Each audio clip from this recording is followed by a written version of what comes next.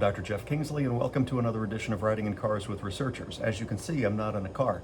We're actually going to take a detour today and interview a friend of mine, Dr. Basilio. Dr. Basilio is a great pediatrician, and she's had some exposure to research in the past, but now is bringing research into her practice and exposing it to her patients.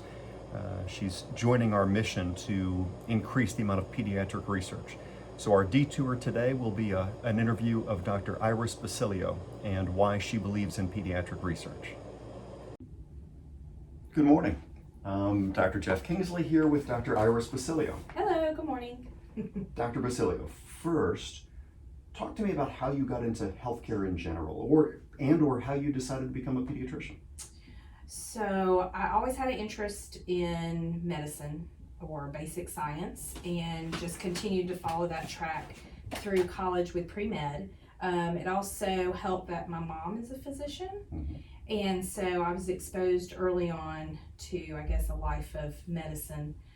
She's a pediatrician, and during medical school, I had an interest in women's health and children's health, but in the end chose pediatric medicine.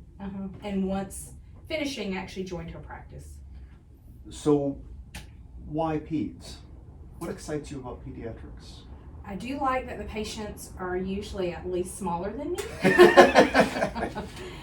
And I like the continuity, so following them from birth until early adulthood. Yeah, that's true.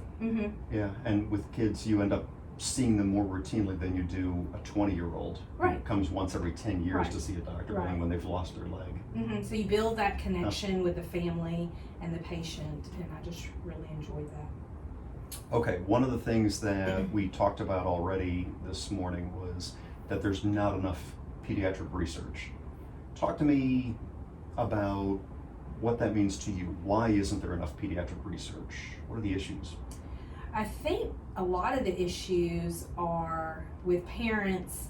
It's their child, and they're always going to protect their children. So with research, they're always concerned that are they using my child as a test, and their fear of any side effects of any medications, vaccinations, especially when things aren't known. So they're really worried about using their child as a test. Yeah. Okay, and so why do we need pediatric research? Well, it's very important because a lot of medications that we know that may help adults may also help children, but dosages may be different, and there's so many things we don't know in pediatrics that in order to determine the need or the benefit, then we can extrapolate adult medicines and trials to pediatrics. Yeah, children are just very different. I remember years ago when some of the antivirals first came out for flu, and I was doing an ER shift, and I had an infant come in who was flu positive, and I got an infectious disease doc on the phone and said, what do you think? And he felt that I should start this kid on the antiviral, but he just made up the dose. I said, well, what dose? And he went, well, go with, and he just, and that's not science. Right. So there are, as I train, there are always what we always called off-label uses, and so in pediatrics, almost everything sometimes is off-label use, where we really need the clinical trials to know.